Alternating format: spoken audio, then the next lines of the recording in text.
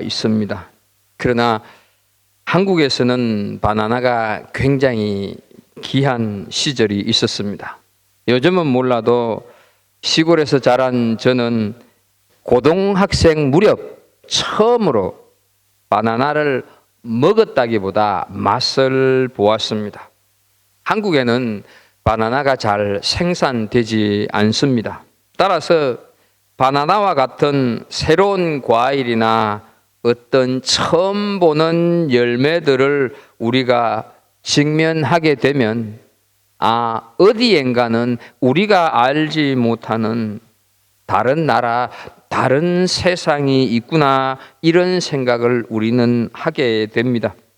그래서 외국 여행을 하고 돌아온 사람이 그 나라의 어떤 특산물을 사가지고 와서 선물로 주면 그 선물은 아주 귀한 선물이 됩니다. 선물의 양이 많고 적고를 떠나서 하나만 가져도 남들이 없는 걸 가졌기 때문에 큰 자랑이 되고, 어떤 때는 그 특별한 과일 이런 것들을 구경만 해도 자랑거리가 될 때가 있습니다. 그런데 유난히 우리는 하늘나라에서 온 특산물에 대해서는 너무 둔할 때가 많고 그 가치를 인정하지 않을 때가 많습니다. 분명히 우리 안에는 원래 없던 것들로 오직 하나님께서 선물로 주시지 않으면 체험할 수 없는 진귀한 것들임에도 불구하고 전혀 그 가치를 받아들이지 않고 오히려 흔한 일보다 더 못하게 생각해서 무시하고 업신여길 때가 많이 있다 하는 것이죠. 이런 모습을 우리는 함께 읽은 본문을 통해서, 유대인의 모습들을 통해서 우리가 찾아볼 수가 있습니다. 이제까지 우리가 살핀 대로 오병이어의 기적 이후에 자신을 따라오는 무리들을 향해서 예수님께서는 아주 직설적인 표현으로 너희가 나를 따르는 이유는 내가 누군지 알기 위해서 신앙의 목적을 가지고 나를 따라오는 것이 아니라 떡을 먹고 배부른 까닭이다라고 책망을 하십니다. 그리고 뒤를 이어서 썩을 양식을 위하여서 일하지 말고 영생하도록 있는 양식을 위하여서 일하라, 이렇게 말씀을 하셨습니다. 그러자 무리들은 오늘 본문 좀 위에 있는 28절을 보면 어떻게 하여야 하나님의 일을 하오리까 질문을 하고 있습니다. 우리에게 필요한 것은 떡이고 지금 로마의 압제 속에 있는데 여기에서 벗어나서 안정된 생활을 하는 것인데, 예수님 당신이 원하시는 것은 무엇입니까? 자기들도 하나님이 원하는 것을 할 테니까 하나님도 우리가 필요한 것을 달라고 하는 하나님의 은혜를, 거저 주시는 은혜를 이들은 이해를 하지를 못하고 하나님의 은혜를 자기들의 수고나 대가를 주고 사려고 하고 있다 하는 것이죠. 예수님을 향해서 주고받자 이렇게 하고 있습니다. 여기까지 우리는 지난 시간에 살폈습니다. 이에 대해서 예수님께서는 하나님께서 보내신 일을 믿는 것이 하나님의 일이다, 이렇게 대답을 하여서 지금 자신들 앞에서 말씀하고 계시는 예수님이 하나님으로부터 보냄을 받은 자라고 하는 것을 드러내고 계시는 것이죠. 이 정도로 말씀을 하면 무리들이 알아들었으면 좋겠는데 또 묻고 있는 것이 오늘 우리가 읽은 본문의 시작이 됩니다. 30절 31절을 보면 그들이 묻되 그러면 우리가 보고 당신을 믿도록 행하시는 표적이 무엇이나이까?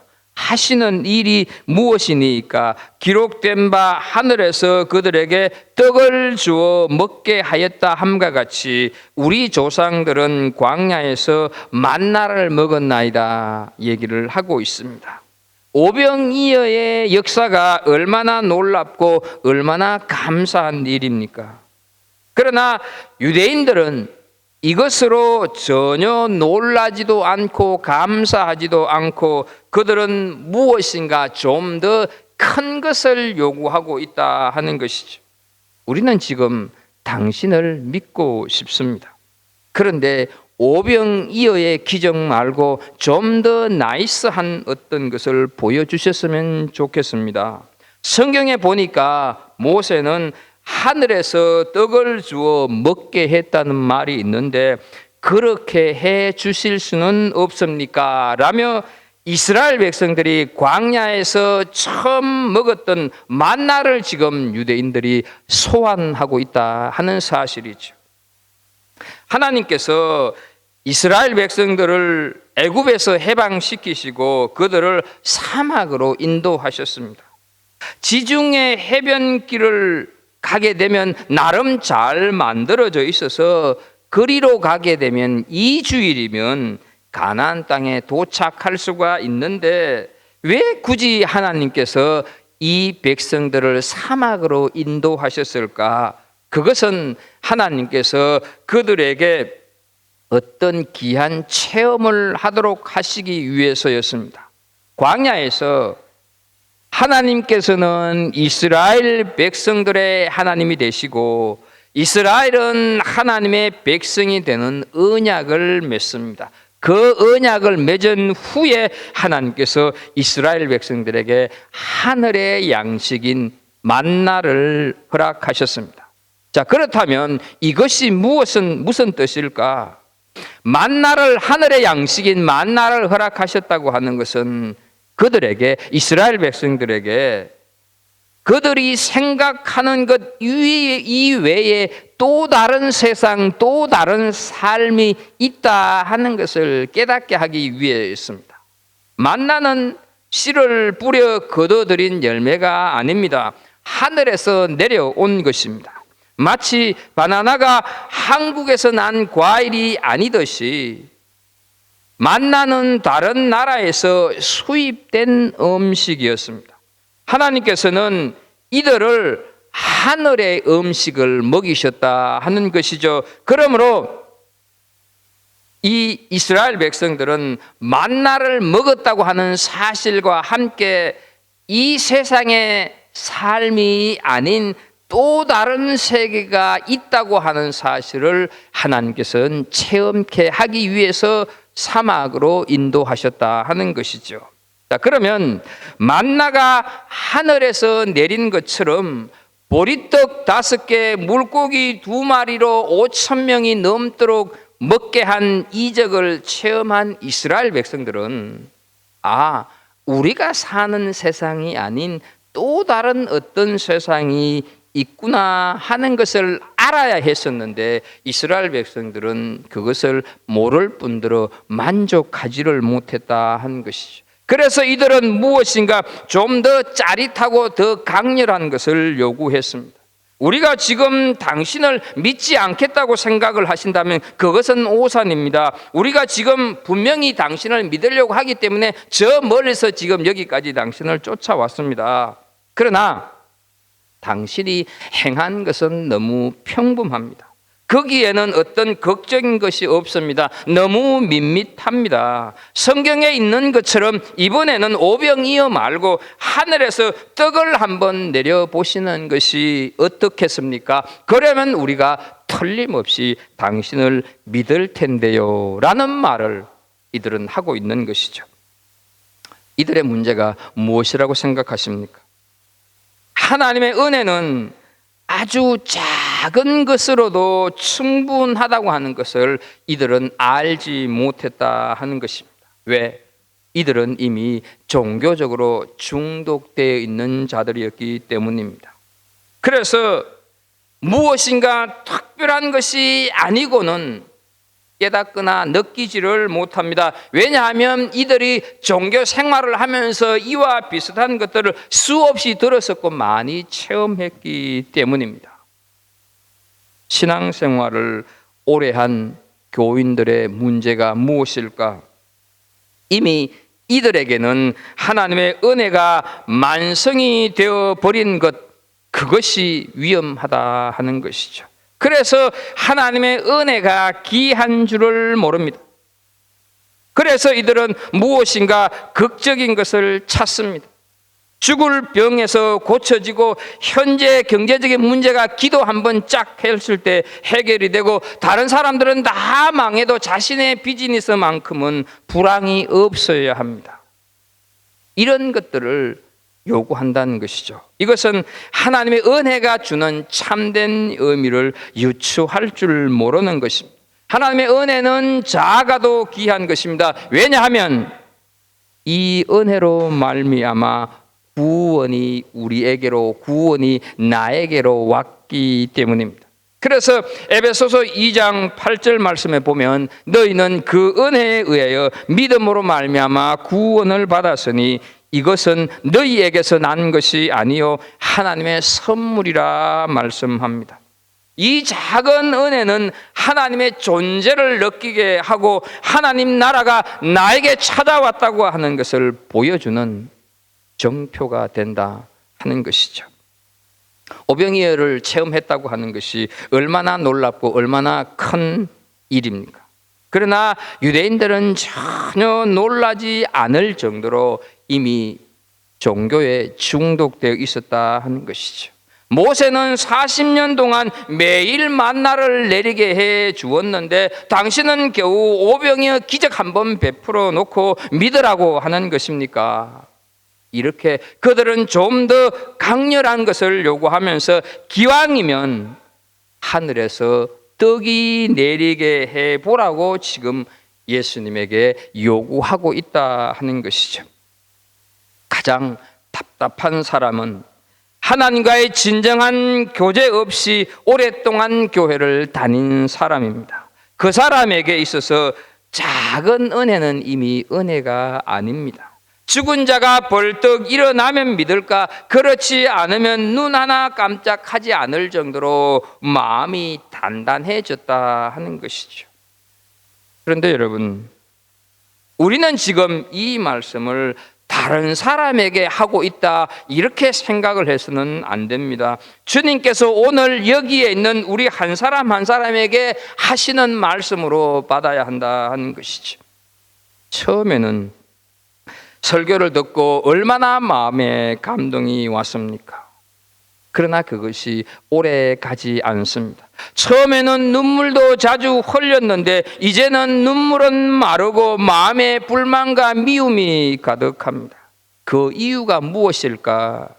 하나님께서 주신 은혜를 기히 여기지 않을 뿐더러 깊이 묵상하지 못해서 그런 것 아니냐 하는 것이죠. 그까짓 거 다 경험해봐서 내가 신앙생활하면서 나도 그런 걸 다 알아 여기에 머물러 있고 나에게 일어나는 크고 작은 것들이 다 하나님의 은혜라고 하는 것을 생각하지 못하기 때문에 그렇습니다. 어떤 일이 있어도 이 은혜를 잊어버리지 않겠다고 결단하고 그것을 붙들지 않으면 은혜 중독 현상이 생깁니다. 그래서 좀 더 자극적이고 좀 더 큰 것, 좀 더 눈에 보이는 것을 요구하게 된다 하는 것이죠. 그러다 보면 나중에는 바른 설교를 들어도 감동이 없고 또 여러 가지 은혜를 체험하면서도 마음에는 기쁨이 없어진다 하는 것이죠. 왜냐하면 그것들은 내가 이미 필요로 하는 것이 아니기 때문입니다.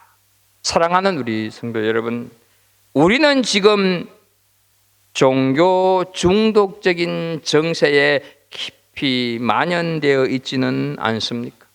지금 유대인들은 입으로는 예수님을 믿겠다고 말합니다. 그러나 과거만 생각할 뿐 새로운 현실에 대해서는 눈을 뜨지 못하고 있습니다.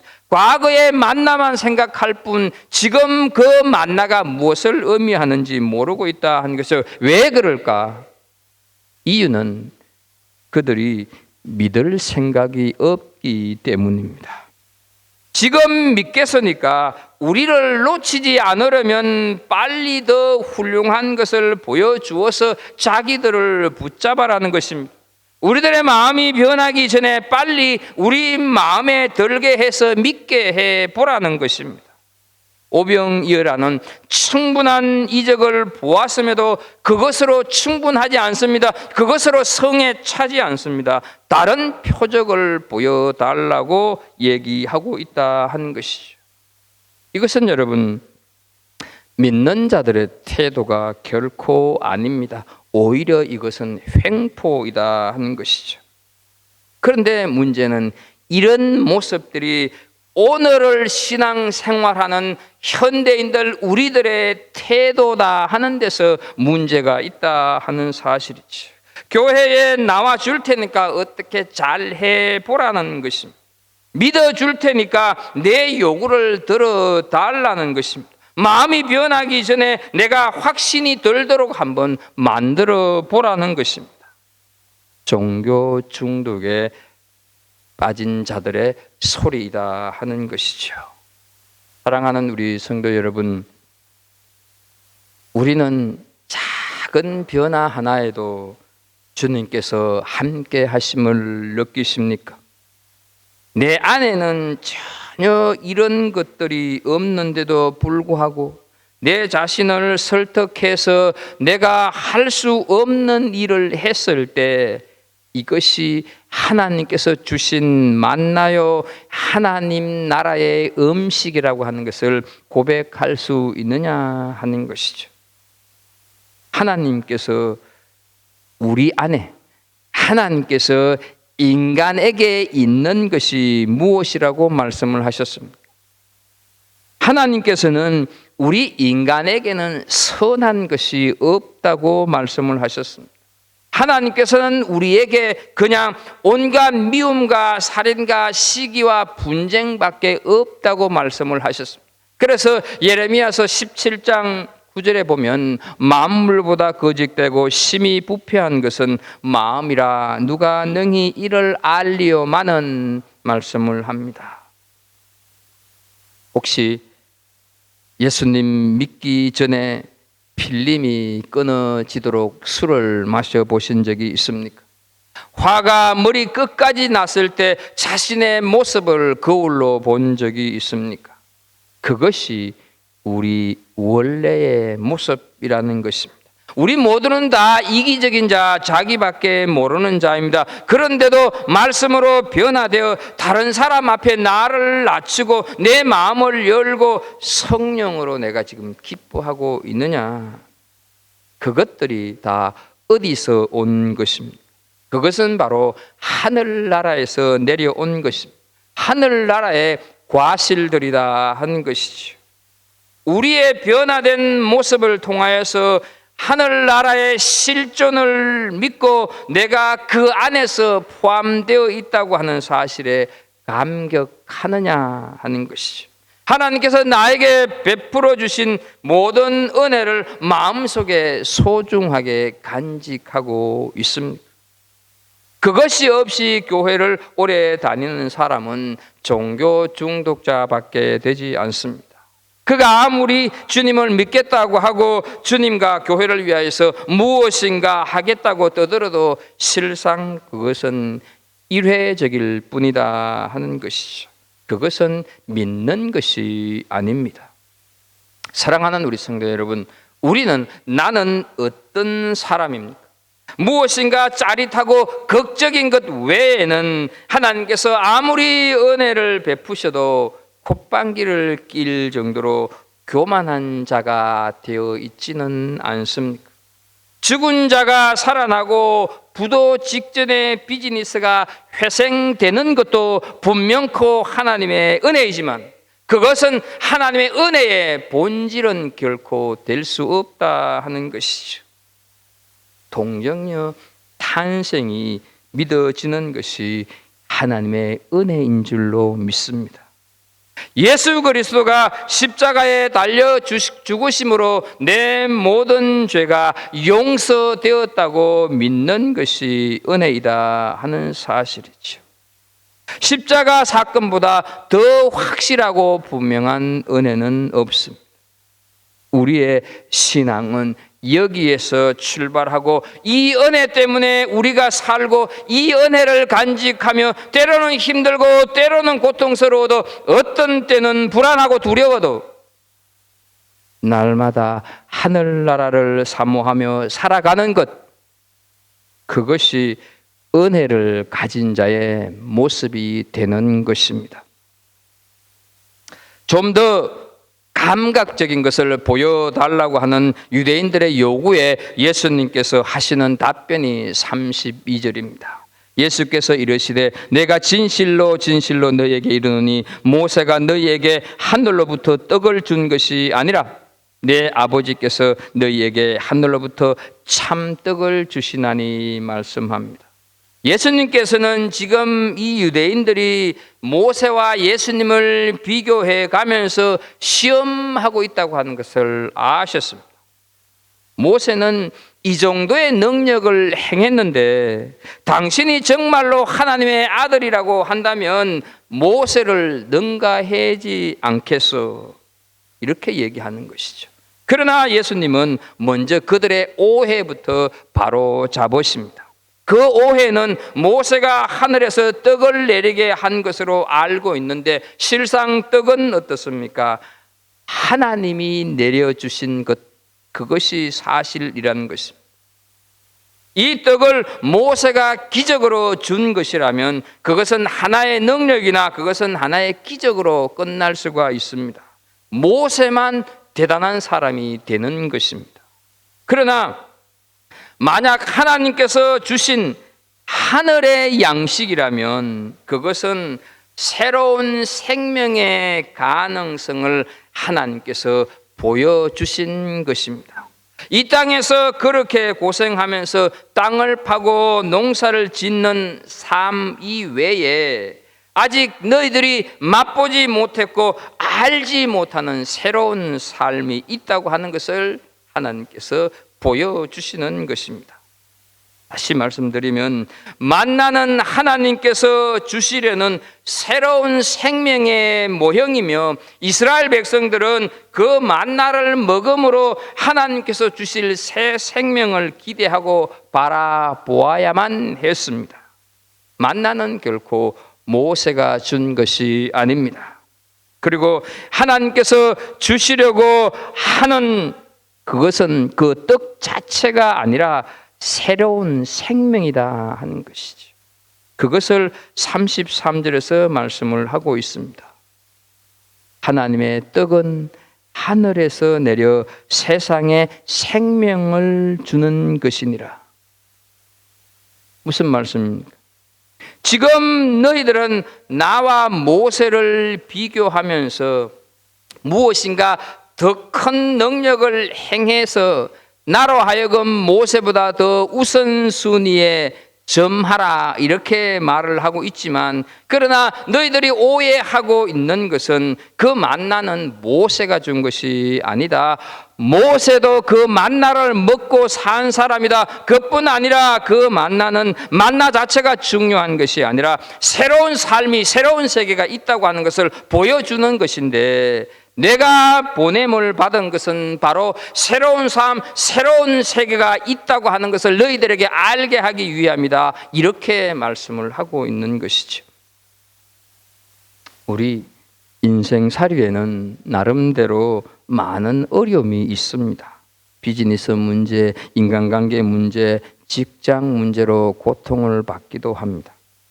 어떤 때는 아무리 기도해도 기도 응답이 없어서 하나님이 원망스러울 때가 있습니다. 도대체 하나님이 계시기는 하는 건가? 하나님은 왜 내 기도에 이렇게 무관심한가? 내가 하나님으로부터 버려진 존재일까?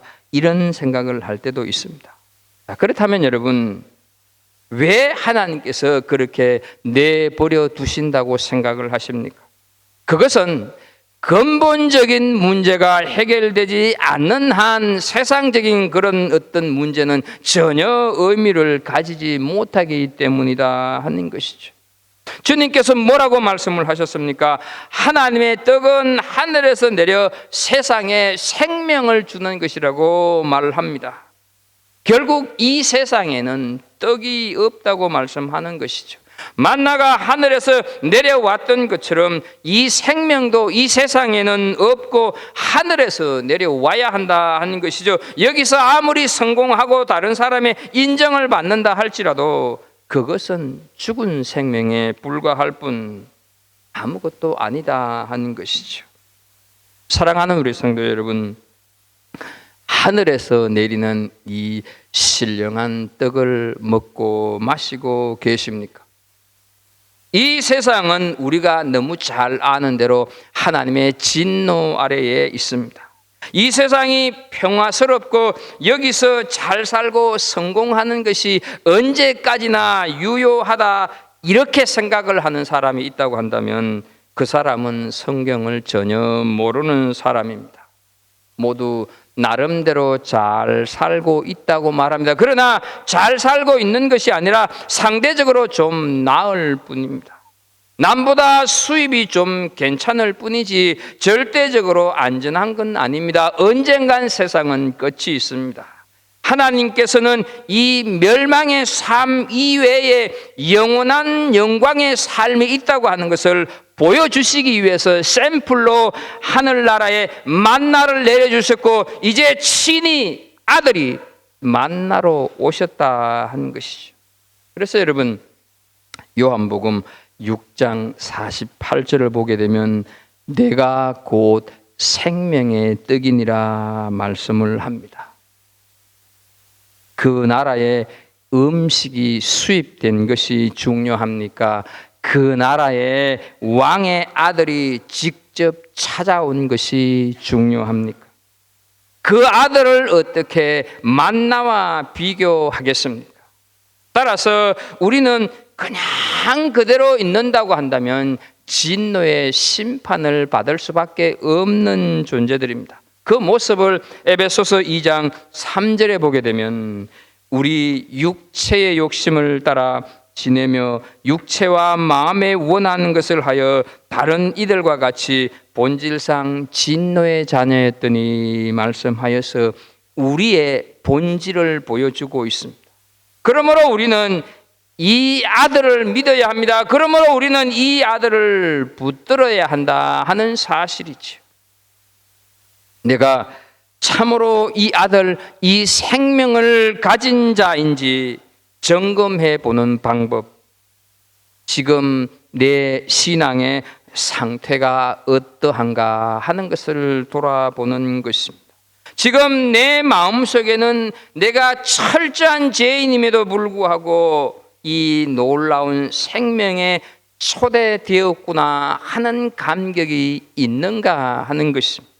아무리 내 살을 내가 꼬집어 보아도 내가 이 놀라운 은혜 안에 초청되어 있다고 하는 감격이 있느냐 하는 것이죠. 지금 내 삶이 아무리 보잘것없고 비천하게 보여도 나에게 이 세상의 그 어떠한 삶과도 비교될 수 없는 삶이 나에게 보장되어 있다 하는 감격이 있느냐 하는 것입니다.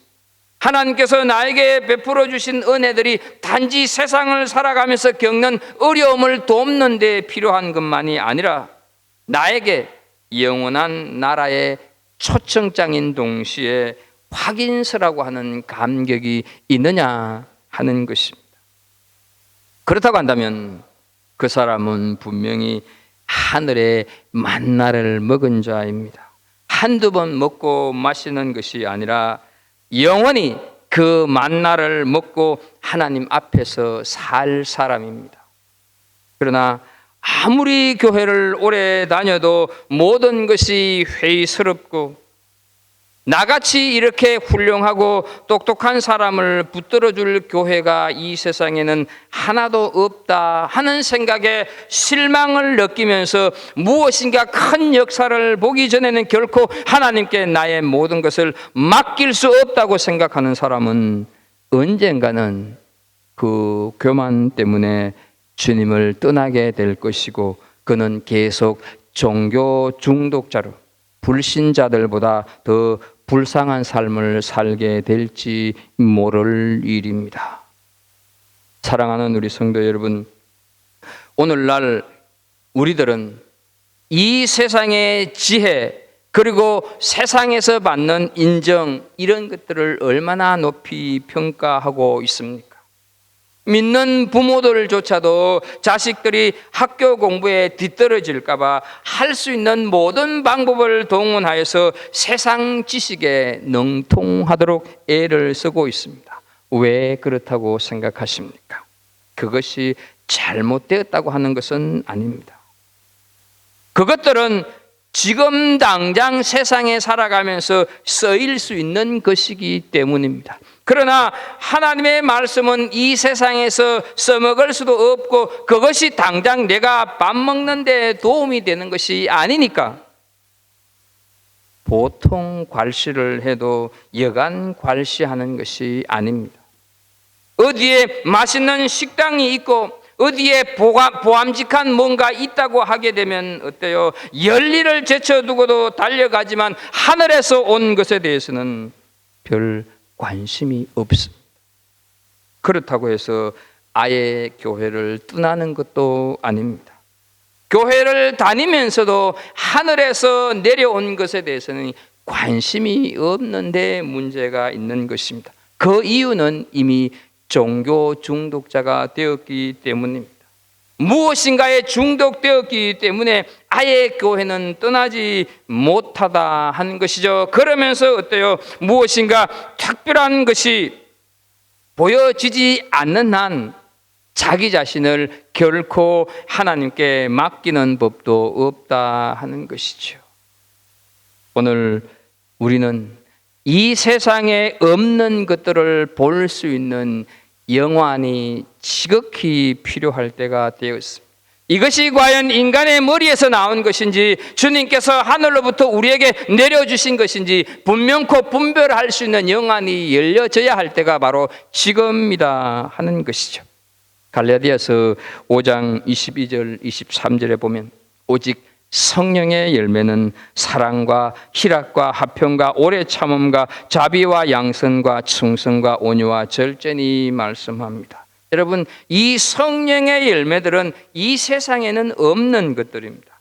그런 것들은 다 하늘로부터 온 것입니다.